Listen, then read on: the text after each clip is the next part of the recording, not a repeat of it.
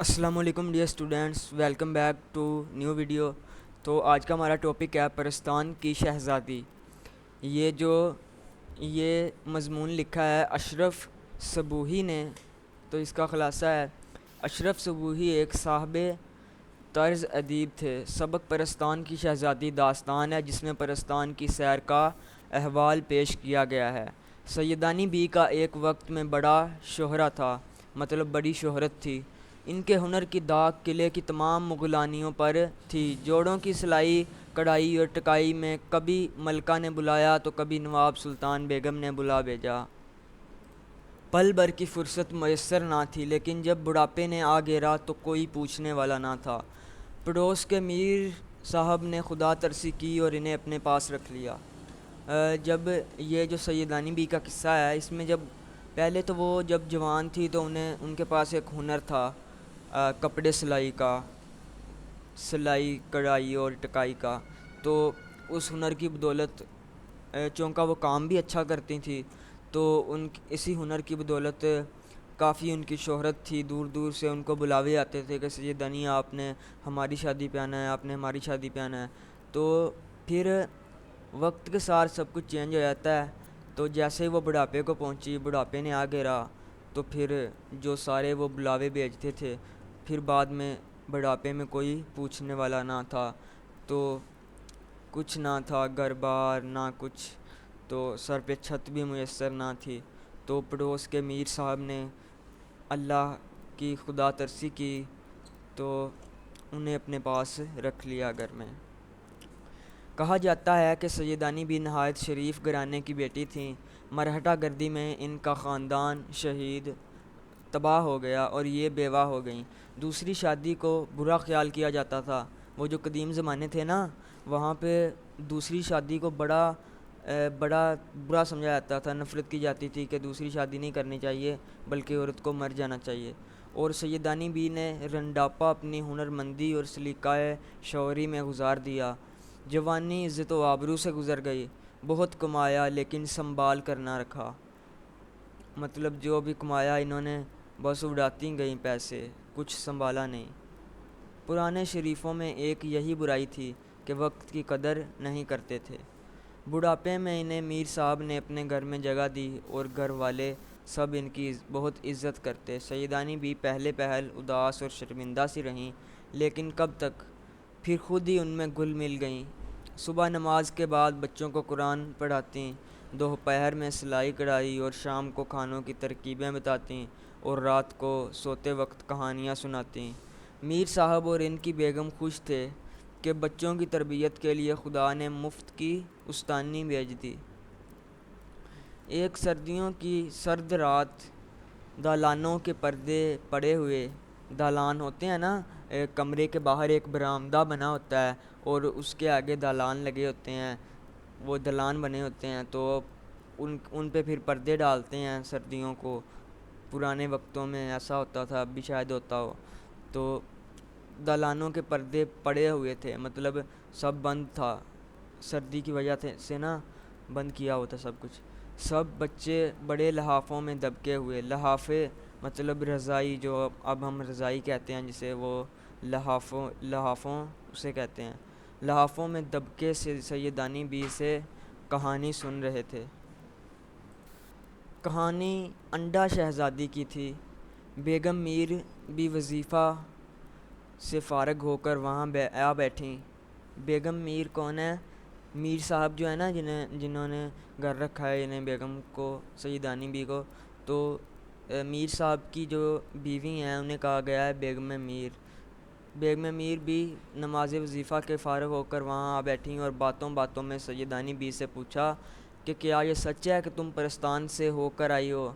तो इस पर सैयदानी बी ने जवाब दिया कि पहली बार तो वो मुझे धोखे से ले गए, लेकिन जब भेद खुला, यानी राज खुला, तो बहुत डरी, लेकिन अब क्या हो सकता था। इसके बाद जब कभी दोबारा जाना हुआ तो हंसी खुशी गई और हंसी खुशी आई। बेगम मीर कहती हैं कि मेरा तो खौफ के मारे दम निकल जाता है, लेकिन शाबाश तुम्हारी तरबियत करने वालों पर कि उन्होंने ऐसी अच्छी तरबियत की। سیدانی تم کیوں گئیں؟ بادشاہ نے مجھے بیٹی کے جوڑے ٹانکنے کے لیے بلایا تھا، سیدانی نے جواب دیا۔ نواب اعظم الدولہ کی بیٹی کی شادی تھی۔ یہ اس وقت کی بات ہے جب سیدانی بھی ابھی جوان ہوئے کرتی تھی۔ تو دن رات کام تھا، ایک دن بلاوے آتے رہے لیکن میں نہ گئی۔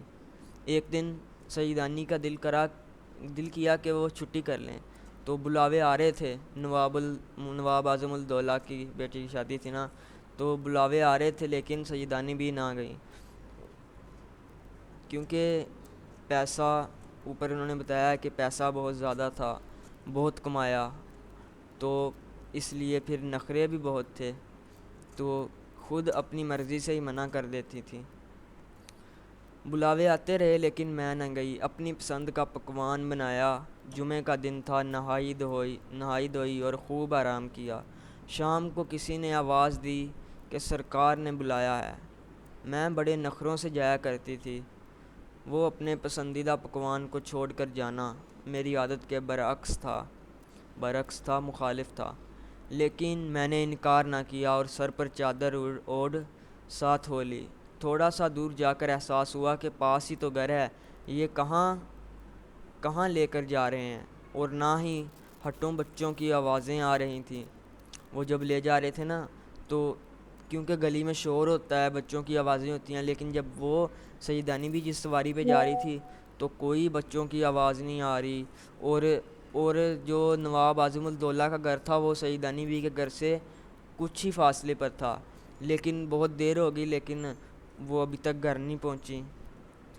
تو ذرا پردہ سرکا کر دیکھا، ذرا پردہ ہٹا کر دیکھا، جو سواری تھی نا اس کا جو پردہ تھا وہ ہٹا کر دیکھا، تو جنگل اور سائیں کی آوازیں، خوفناک آوازیں۔ کہاروں سے دریافت کیا۔ کہار کہتے ہیں وہ سواری کو جو چلاتے ہیں، مطلب ڈرائیور ہوتے ہیں، انہیں کہار کہتے تھے۔ کہاروں سے دریافت کیا، جواب ملا کہ بادشاہ سلامت نے بلایا ہے۔ کچھ دیر کے بعد پھر پوچھا کہ سیدانی ہوں، سچ بتاؤ کہاں لے جا رہے ہو؟ تو سب کو راکھ کر دوں گی، اس نے جواب دیا۔ سیدانی بھی گھبراؤ نہیں، ہمارے بادشاہ سلامت سیدوں کو بہت مانتے ہیں، اس نے کہا، جو ڈرائیور تھا۔ تو ڈرتے ڈرتے دیکھا کہ پالکی ایک محل کے آگے رکی ہوئی ہے۔ فانوس نہیں ہے لیکن روشنی بہت ہے۔ تو فانوس مطلب چاند تارے وغیرہ نہیں ہیں، لیکن پھر بھی بہت روشنی ہے۔ پریاں ادھر ادھر پھر رہی ہیں اور بڑی رونق لگی ہے کہ ایسی رونق تو ہمارے بادشاہ کے ہاں بھی نہیں۔ ایک پری میرے پاس آئی اور مجھے بادشاہ اور بیگم بادشاہ کے پاس لے گئی۔ سونے چاندی کے درخت اور پھل پھولوں کی جگہ ہیرے جواہرات لٹکے ہوئے ہیں۔ بادشاہ کے دربار میں بلور کی کرسیاں بچھی ہیں اور ان پر پری زاد بڑی شان اور تمکنت سے بیٹھے ہیں۔ تمکنت کہتے ہیں غرور کو۔ پری زاد پریوں کے بیٹے۔ بادشاہ سلامت یا قوت کے تخت پر بیٹھے ہیں۔ یا قوت، یہ کوئی تخت ہے بادشاہوں کا، یا قوت اس کا نیم ہے۔ ان کے پہلو میں 14-15 برس کی لڑکی بیٹھی ہے۔ جو بادشاہ سلامت بیٹھے ہیں نا، ان کے پہلو میں 14-15 برس کی لڑکی بیٹھی ہے۔ کانپتے جسم سے آگے بڑھی بیگم بادشاہ بولیں، گھبراؤ نہیں سیدانی بھی، تمہیں علم نہیں کہ ہم اس نام کی کتنی عزت کرتے ہیں۔ تو مجھے حوصلہ ہوا کہ یہ مسلمان ہیں، کوئی ڈر نہیں۔ پہلے تو وہ سیدانی بھی سوچ رہی تھی کہ پتہ نہیں کون ہوں گے، کیسے کیا مذہب ہوگا، لیکن انہوں نے جب سیدانی بھی نے اللہ کا نام لیا تو وہ سب اٹھ کے کھڑے ہو گئے اور کہنے لگے کہ سیدانی بھی، تمہیں نہیں پتہ کہ ہمارے دربار میں اس نام کی کتنی عزت ہے۔ تو سیدانی بھی تھوڑی مطمئن ہو گئی کہ چلو کوئی بات نہیں، جو بھی ہے یہ لوگ مسلمان تو ہیں۔ بیگم بادشاہ نے کہا، سیدانی سارا راستہ تم ڈرتی آئی ہو۔ میں نے جواب دیا، سرکار سنسان جنگل اور پھر کہار کی شکل ایسی کہ ڈر تو لگے گا ہی۔ جو کہار مطلب جو سواری کو چلا رہا تھا نا ڈرائیور، اس کی شکل بہت خوفناک تھی، تو شاید وہ جن تھا کوئی، تو اس کی شکل بہت خوفناک تھی۔ تو سیدانی بھی نے کہا کہ ایک تو جنگل تھا سنسان، کوئی کچھ نہیں تھا جنگل میں اور خوفناک آوازیں آ رہی تھی، اوپر سے ایسی شکل، تو ڈر تو لگنا ہی تھا۔ میرے چاروں طرف دیکھنے پر بیگم بادشاہ کو شک ہوا۔ انہوں نے کہا کہ ہماری شکلیں اصلی ہیں، نہ گھبراؤ۔ جب وہ بیٹھی ہوئی تھی نا سیدانی بھی، تو وہ چاروں طرف دیکھ رہی تھی کہ کہیں یہ میرے سامنے جو شکلیں ہیں یہ بھی ویسے ہی کوئی نقلی شکلیں تو نہیں ہیں، انہوں نے نقلی شکلیں تو اختیار نہیں کی ہوئیں۔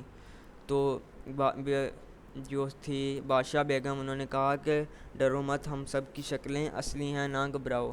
شہزادی ہنسی اور کہنے لگی کہ موئے بکر گدھے نے ڈرایا ہوگا۔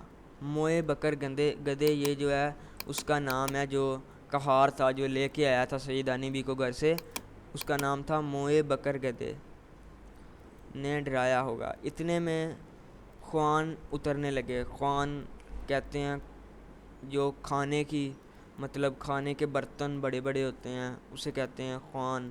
تو جیسے دسترخوان ہوتا ہے، تو خوان اترنے لگے اوپر سے، وہ بھی اوپر سے اترنے لگے۔ تو ایک بالشت کے پودے پھلوں سے لدے، میں کیا کھاؤں اور کیا نہ کھاؤں۔ بیگم بادشاہ نے کہا کہ سیدانی بھی ہاتھ بڑھاؤ تو باقی بھی شامل طعام ہے۔ غرض کیا بادشاہ، بیگم بادشاہ کھانے کی چیز ہو تو کھاؤں۔ کہ وہ جو خوان اترے تھے نا، اس میں پھل تو تھے، لیکن پتہ نہیں کون کون سے پھل تھے، اور پتے تھے، اور جیسے مطلب کھانے والی چیزیں نہیں تھی، پتے اور لکڑیاں اور پتہ نہیں کیا کیا۔ تو انہوں نے جواب دیا کہ کھانے کے بارے میں، تو جب سیدانی بی نے کہا نا کہ یہاں پر کھانے کی تو کوئی چیز ہے نہیں، تو میں کھاؤں کیا، تو بادشاہ بیگم نے کہا کہ جواب دیا کہ کھانے کے بارے میں سوچئے، وہی ذائقہ اور مزہ آئے گا۔ کہ اگر آپ چاہتی ہیں نا کہ آپ پلاؤ کھانا چاہتی ہیں، تو آپ کسی پتے کو پکڑیے اور اپنے ذہن میں سوچئے کہ میں یہ کھانا چاہتی ہوں، تو جب آپ کھائیں گی تو وہی ذائقہ، وہی پلاؤ کا ہی مزہ آئے گا۔ ایک زرد پھل توڑا، سب بونٹ پلاؤ کے ذائقے بھول گئی۔ محل میں 20 مرتبہ بڑے مزے کے پکوان کھائے، لیکن ان کا ذائقہ ہی الگ تھا۔ پانی کی طلب پر یاقوتی گلاس، جیسے یاقوت تخت تھا ویسے یاقوتی گلاس ہے یہ کوئی ان کی طرف، آپ لبوں سے آ لگا۔ جو یاقوتی گلاس تھا، جب اسے پانی کی طلب ہوئی نا سیدانی بی کو، تو گلاس خود آ کے ان کے لبوں سے لگ گیا، ان کے ہونٹوں سے لگ گیا۔ تو کھانے کے بعد پان کھایا، اور ایسا ذائقہ کہ محمد شاہ رنگیلا کی کوکلا بائی کے پان کو بھی مات دے۔ اب یہ پتہ نہیں کون ہے محمد شاہ رنگیلا کے کوکلا بائی پان، یہ کوئی مشہور پان ہے۔ تو کھانے سے فارغ ہو کر بیگم بادشاہ نے توشہ خانے والیوں کو حکم دیا کہ شہزادی کے کپڑے لاؤ۔ بڑوں کے کپڑے دیکھے ٹانکے، لیکن کجا دنیا کے کپڑے، کجا پرستان کے کپڑے۔ بیگم بادشاہ نے کہا، لو سیدانی بھی، اپنی ہنرمندی کا مظاہرہ کرو۔ سوچ میں پڑ گئی کہ کون سی وضع ٹانکوں۔ بیگم بادشاہ نے کہا، صبح ہونے دیں۔ تو بادشاہ بیگم ہنس پڑیں کہ یہاں صبح شام کا تصور نہیں ہے۔ تو وہ جو پرستان تھا نا، تو وہاں صبح شام نہیں ہوتی تھی، ہر وقت ایک ہی وقت رہتا تھا، نہ نیند آتی تھی، نہ سونے کی ضرورت پڑتی تھی۔ یہاں صبح شام کا تصور نہیں، بسم اللہ کریں۔ انہوں نے کہا یہاں پہ صبح شام نہیں ہوتی۔ جب سیدانی بی نے کہا نا کہ میں بیگم بادشاہ اب میں آرام کروں گی، صبح کروں گی، تو بیگم بادشاہ نے کہا یہاں پہ کوئی صبح شام نہیں ہے، تم بسم اللہ کرو، شروع کرو۔ سوچا دیر کیوں کریں، سامان قطر بیمت موجود ہے، کام شروع کیا۔ پہلے ہی سوٹ میں واہ واہ ہو گئی، پھر تو جیسے مجھے پر لگ گئے ہو۔ ناچ گانا شروع ہوا، لیکن میں اپنے کام میں مگن رہی کہ جلدی کام نپٹاؤں اور گھر جاؤں۔ کہ وہاں پہ بہت کچھ تھا، ناچ گانا، چل ماحول تھا، لیکن سیدانی بی کو اپنی پڑی تھی کہ میں نے گھر جانا ہے، مطلب میں یہ ان کا کام نپٹاؤں اور جلدی گھر جاؤں۔ شہزادی کہتی، سیدانی خالہ یہیں رہ جاؤ، کیوں جاتی ہو، لیکن میں نہ مانی۔ جہیز ٹانکنے سے فراغت کے بعد بادشاہ بیگم نے کہا کہ مجھے بھجوا دیں۔ انہوں نے شادی تک رکنے کا کہا لیکن میں نہ مانی اور واپس آنے لگی، تو بادشاہ نے مجھے انعام و کرام سے نوازا۔ پالکی میں سوار ہوئی، بادشاہ کے دیے ہوئے انعام کو پتھر جان کر سارے رستے پردے کی جری سے باہر پھینک دیا۔ تو وہ جو نا انہوں نے بہت روکا کہ سیدانی بھی نہ جائیں، آپ شادی ہو لینے دیں پھر جائیں، تو سیدانی نے کہا کہ نہیں، میں نے گھر جانا ہے۔ تو پھر بادشاہ بیگم نے نا کسی تھیلے میں بہت سارے ہیرے اور جواہرات رکھ دیے۔ تو چونکہ پالکی میں اندھیرا تھا، رات کا وقت تھا اور کوئی لائٹ بھی نہیں تھی، تو جب سیدانی بھی بیٹھی ہوئی تھی، پہلے انہوں نے نہیں دیکھا کہ کیا انعام ہے، کیا مجھے انعام و کرام ملا ہے۔ تو بعد میں جب پالکی میں بیٹھی تھی تو انہوں نے دیکھا کہ جب انہیں نہیں پتہ تھا کہ یہ ہیرے جواہرات ہیں، انہوں نے دیکھا کہ یہ تو کچھ پتھر ہیں، کیونکہ اندھیرا تھا، کچھ دکھائی نہیں دے رہا تھا، تو انہوں نے کہا کہ یہ تو بس کچھ فالتو پتھر ہیں۔ تو وہ سیدانی بھی ایک ایک کر کے نا رستے میں پھینکتی آئیں۔ تو جب سب پھینک دیے، ایک چھوٹا سا پتھر بچ گیا، تو گھر آئیں، گھر جب روشنی دیکھی اور دیکھا کہ یہ پتھر کیسے ہیں، تو جب ایک پتھر بچ گیا تھا چھوٹا سا، تو وہ دیکھا تو وہ تو ہیرے جواہرات تھے، تو بڑے بڑے سب پھینک آئیں، بس ایک بچ گیا۔ تو گھر پہنچ کر چراغ کی لو میں دیکھا تو جواہرات، سر پکڑ لیا، پھر شرمندہ ہو گئیں، سر پکڑ لیا کہ یہ میں نے کیا کر دیا، کہ اتنی دولت یوں ہی لٹا دی، لیکن کیا کر سکتی تھی۔ نماز سے فارغ ہو کر دعا مانگ رہی تھی، بونٹ پلاؤ ویسے ہی دم پر لگا تھا۔ بوا کہنے لگی، گئی نہیں ہو؟ جواب دیا، راستے سے ہی لوٹ آئی ہوں۔ تو دیکھیے کہ اتنا وقت ہوا کہ ابھی وہ جو جاتے ہوئے بونٹ پلاؤ دم پر دیا تھا، تو وہ جب آئیں تو تب بھی دم پر دیا تھا، اتنا ٹائم گزر گیا، لیکن ادھر ٹائم نہیں گزرا تھا۔ تو جب بوا نے پوچھا کہ ابھی گئی نہیں آپ، تو اس نے سیدانی بی نے کہا کہ میں رستے سے ہی لوٹ آئی ہوں۔ تو یہ تھا آج کی ایک سٹوری بھی ہے، یہ مضمون بھی ہے 10th کلاس کا۔ تو امید ہے آپ سب کے لیے بہت مفید ہوگا، بینیفٹس ہو گئے۔ تو ملتے ہیں نیکسٹ ویڈیو میں، تب تک اللہ حافظ۔